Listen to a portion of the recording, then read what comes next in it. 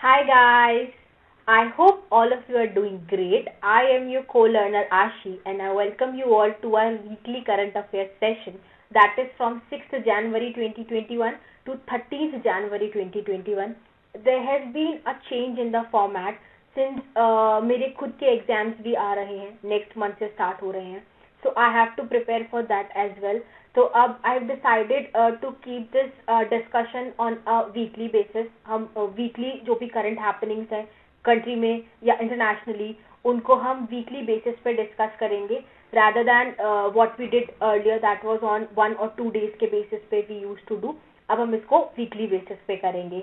So yes, let's begin with our today's session. But before that, our weekly ritual of motivating our own self and our today's thought is there are no limits to what you can accomplish except the limit you place on your own thinking. A very simple thought कि आपकी limits आपके thinking पे based है. आपने अपने मन में सोच रखा है कि यार ये तो मुझसे नहीं हो पाएगा, मैं तो ये नहीं कर पाऊंगा. तो आप अपनी लिमिट्स जो है वो आप खुद सेट करते हैं, ना कि वो खुद एज इन आपने अपनी लिमिट्स खुद बना रखी है कि यार ये मुझसे नहीं हो पाएगा, ये मैं कर नहीं पाऊंगा.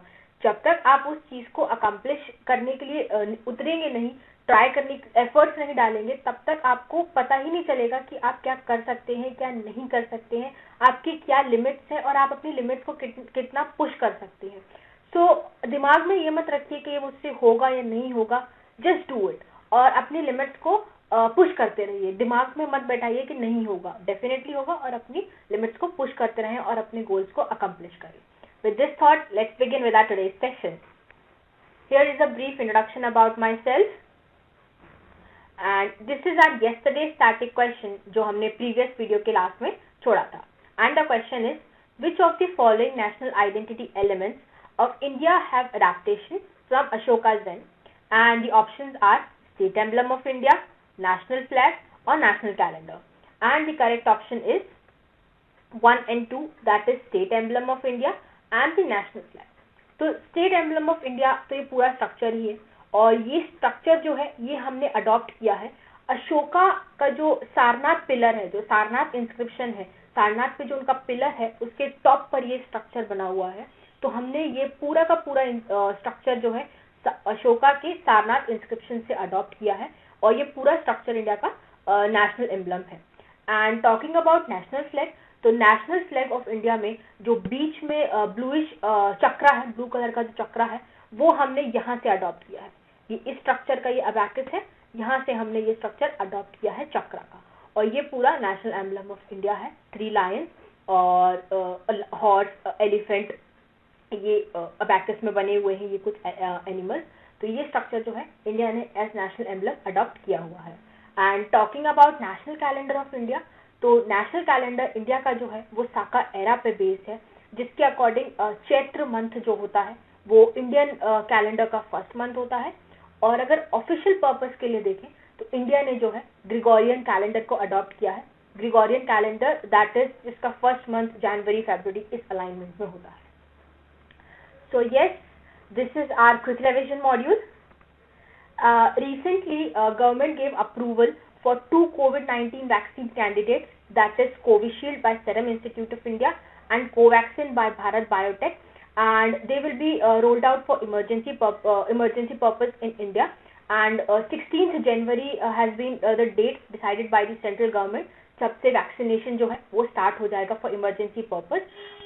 And if talking about Covaxin, ये इंडिजिनियसली डेवलप्ड वैक्सीन है इंडिया का, ये इंडिया ने खुद से बनाया हुआ है.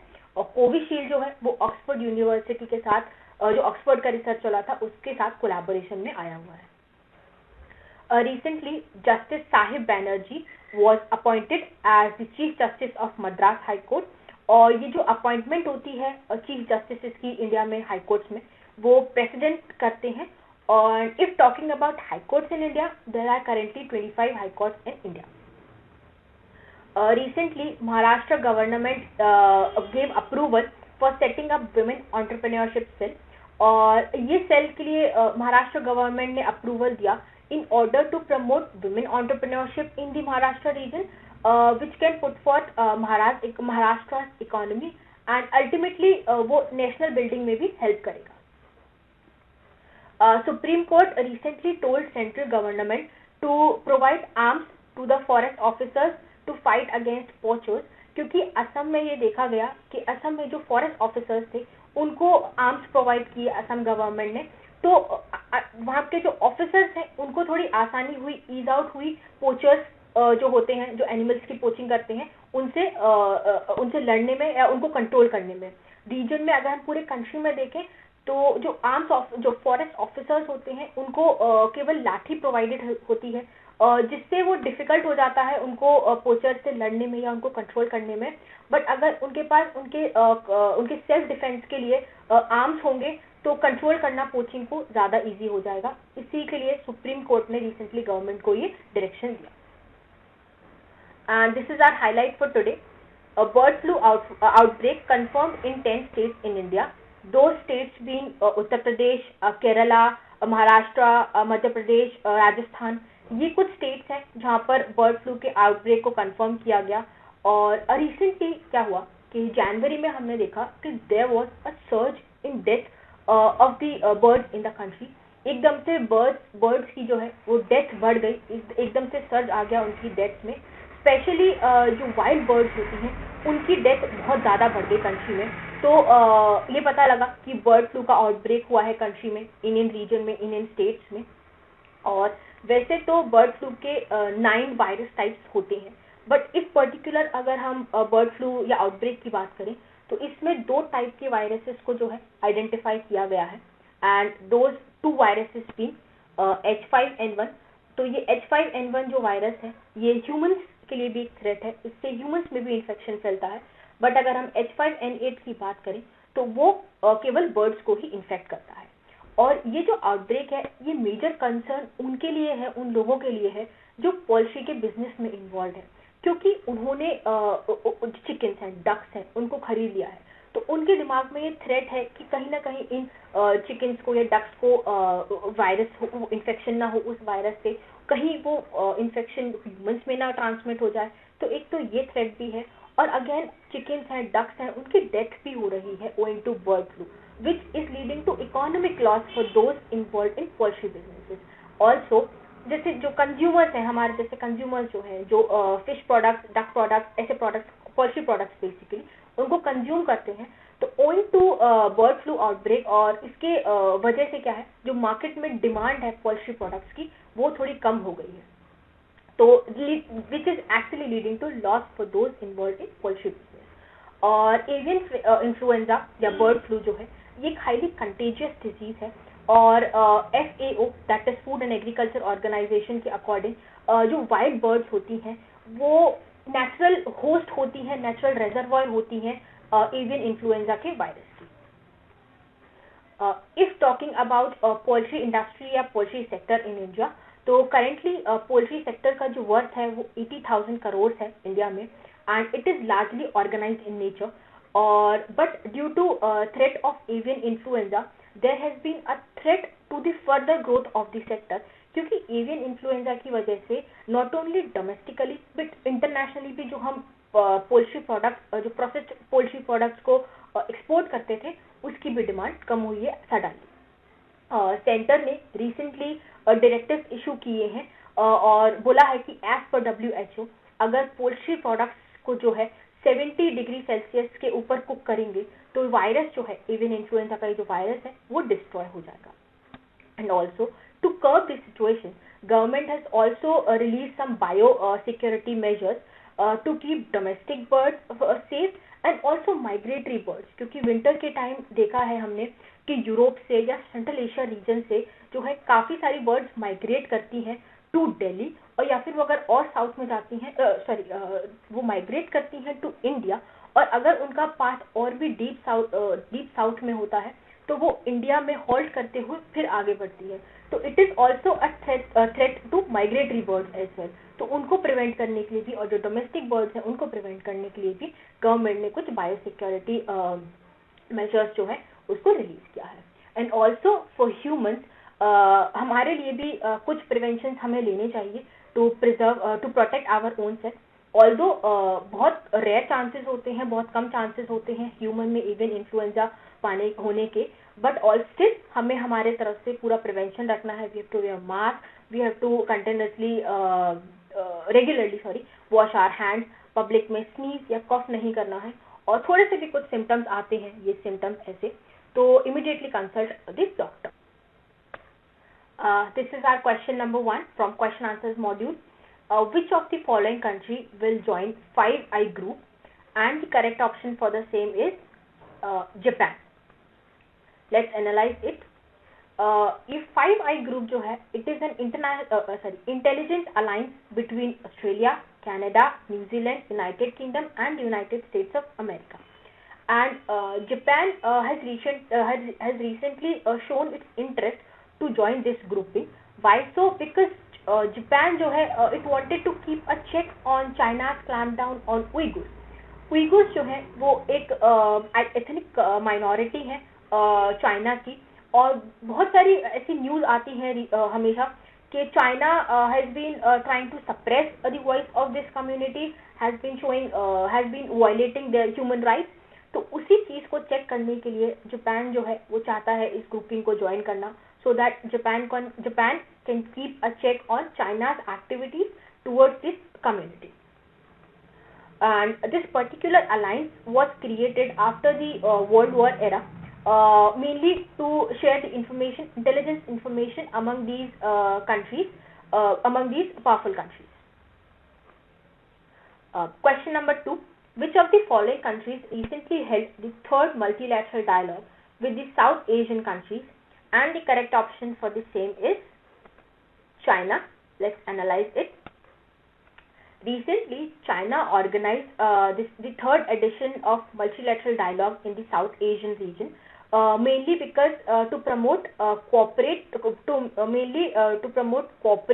for fighting COVID-19, and also for coordinating economic agenda among these South Asian countries. And for this meeting, India, Bhutan and Maldives,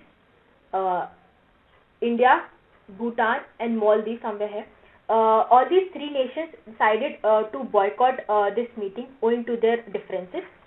And also China uses this conference, this as a platform to promote China's project regarding regional connectivity, and also regarding to promote its connectivity programs through Belt and Road initiatives. Question number 3. Kallaripayattu belongs to which of the following states? And the correct option for the same is Kerala. Let's analyze it. Kallaripayattu जो है वो केरला को belong करता है, and it is one of the oldest surviving martial art forms of the country. ये जो है ये 3000 year back इसकी लेगेसी है, 3000 साल पुरानी इसकी लेगेसी है कलरीपयट्टू की.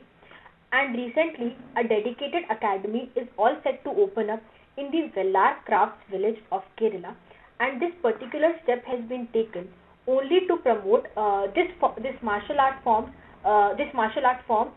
among the newer generation of the country. Question number 4.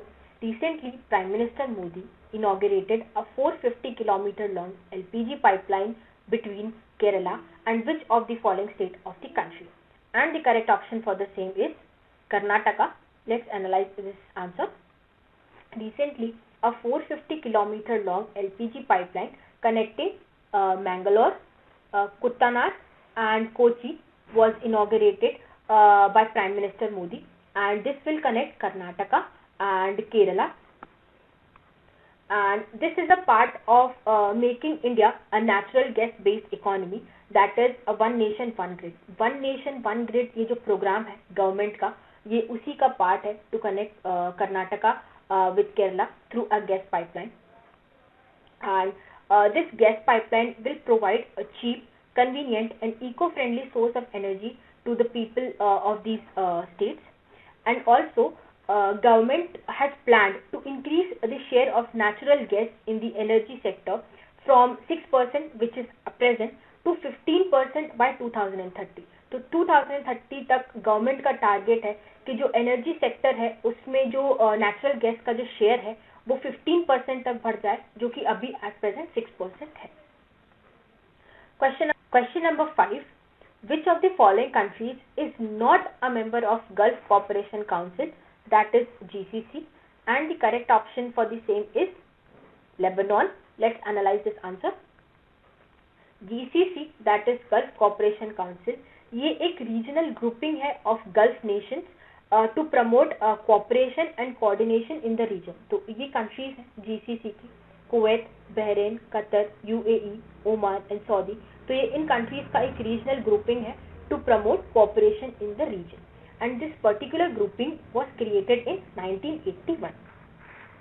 Very recently Saudi Arabia, United Arab Emirates and Bahrain, ये तीनों ही गल्फ कोऑपरेशन काउंसिल के मेंबर्स हैं, along with Egypt decided to end their discord with Qatar जो कि again एक GCC का member है। तो 2017 में कतर पर जो है एलिगेशंस लगे थे ऑफ डिस्टेबलाइजिंग द नेशंस, जिसके चलते जो है सऊदी अरेबिया, बहरीन और यूएई ने अपने डिप्लोमेटिक रिलेशंस कतर के साथ एंड कर दिए थे, और टू कोऑपरेट उन बेसिकली उन डिप्लोमेटिक रिलेशंस को दोबारा से रिज्यूम करने के लिए या स्टार्ट करने के लिए कोऑपरेशन को उन्होंने कुछ डिमांड्स रखी थी, 13 डिमांड्स, जैसे कि ईरान और कतर जो है ईरान और टर्की के साथ अपने रिलेशंस को खत्म करे, और जो कतर का नेटवर्क है, नेशनल नेटवर्क जो है उसको बंद करे।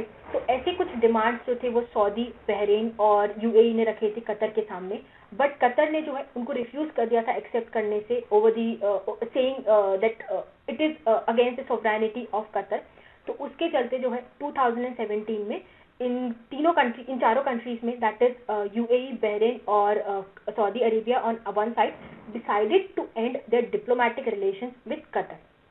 तो रिसेंटली जो है अभी इन डिप्लोमेटिक रिलेशंस जो डिस्कॉर्ड हुआ था इन कंट्रीज के बीच में, उसको एंड करने का डिसीजन लिया गया, और इसकी जो मीटिंग थी वो अल उला, जो कि सऊदी का एक एंशिएंट टाउन है, वहां पर ऑर्गेनाइज की गई इन कंट्रीज के बीच to end their diplomatic Discord.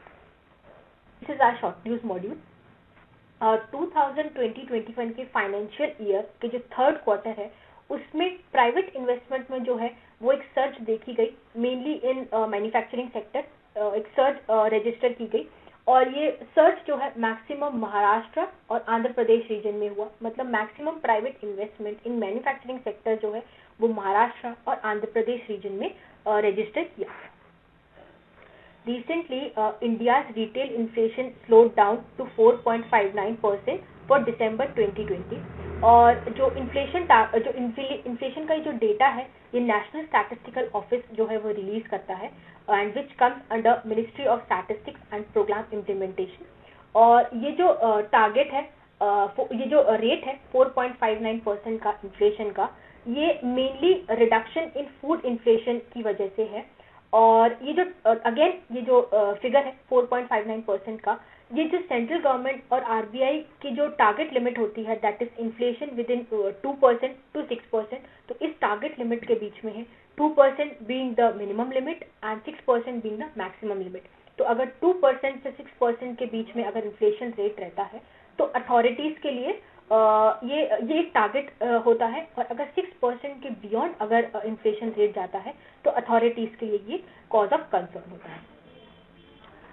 India has asked China to allow for easy approval of crew change for stranded Indian sailors। जो हमारे सेलर्स हैं जो जो चाइना, साउथ चाइना सी के रीजन में फंसे हुए हैं, उनको इजीली वहां से हटाने के लिए, उनको वापस रिपैट्रिएट करने के लिए India has asked China for easy approval. Recently, Union Education Ministry has directed the states to introduce mission to avoid large-scale school dropouts. Large-scale school dropouts owing to COVID-19 pandemic. Pandemic के चलते क्या है? Again, poverty has hit very hard to the people of the country. तो उस poverty के चलते बहुत सारे बच्चों की जो है स्कूलिंग को बंद करवा दिया जाएगा, स्पेशली females, I mean, उनकी एजुकेशन को बंद करवा दिया जाएगा। तो उसी के लिए जो है रिसेंटली एजुकेशन मिनिस्ट्री ने डायरेक्टिव्स इशू किए हैं स्टेट गवर्नमेंट्स को कि वो कुछ मिशन लाएं, कुछ स्ट्रैटेजीज लाएं, कुछ प्लान्स लाएं, जिससे कि ड्रॉप आउट रेट को जो है वो कम किया जा सके। क्योंकि एनरोलमेंट रेट को बढ़ाने में ऑलरेडी इंडिया को बहुत बहुत मेहनत लगी, बहुत टाइम लगा हमको हमारी लिटरेसी रेट और एनरोलमेंट रेट को बढ़ाने में। अगेन अगर वो पैंडेमिक की वजह से फिर कम हो जाएगी तो दोबारा हमें जीरो से स्टार्ट करना पड़ेगा to increase the enrolment number among the students of the country. This is the static question of the day, and the question is: Sendai framework relates to prevention of pollution, prevention of hazardous waste, disaster risk reduction, and ratification of persistent organic pollutants. So I hope you guys will do this answer, will read this topic of Sendai framework, and will answer this question. And I will wait for the comments down. And that's it from my side for today. Thank you guys. I hope you guys have a stellar day ahead. And always remember, information rules the world. So keep learning and keep growing. Thank you. That's it from